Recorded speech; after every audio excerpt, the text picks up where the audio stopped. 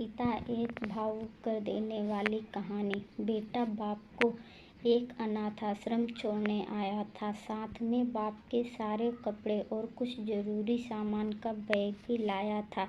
बेटे ने अनाथ आश्रम के मैनेजर से सारी जरूरी बातें कर ली थी और बाप को वहीं छोड़कर जाने लगा। बेटा अभी अनाथ आश्रम के बाहर निकला ही था कि उसका फ़ोन बजा।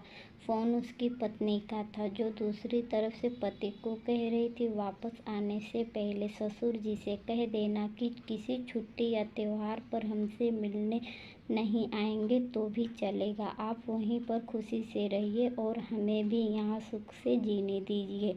फ़ोन रखकर बेटा वापस अनाथ आश्रम में जाता है। बेटे की नज़र अपने बूढ़े पिता पर पड़ती है, जो अनाथ आश्रम के मैनेजर से हंस कर बातें कर रहे थे और काफ़ी खुश भी लग रहे थे। बेटा सोच में पड़ जाता है कि उसका पिता अनाथ आश्रम के मैनेजर को कैसे जानता है। थोड़ी देर इंतज़ार करने के बाद जब उसका पिता मैनेजर से दूर जाता है, तब बेटा मैनेजर के पास पहुंच जाता है और उससे पूछता है कि आप मेरे पिताजी को कैसे और कब से जानते हैं।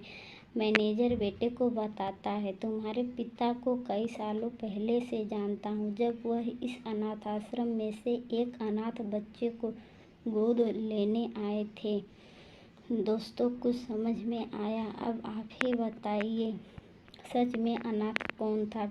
वह बेटा जो अपने बाप द्वारा बिना उसे बताए किए गए इतने बड़े उपकार के बदले उनके आखिरी समय में इस तरह ठोकर मार रहा था, या वह पिता जिसने एक अनाथ बच्चे को निस्वार्थ भाव से इतना प्यार दिया जितना खुद के बच्चे को दिया जाता है।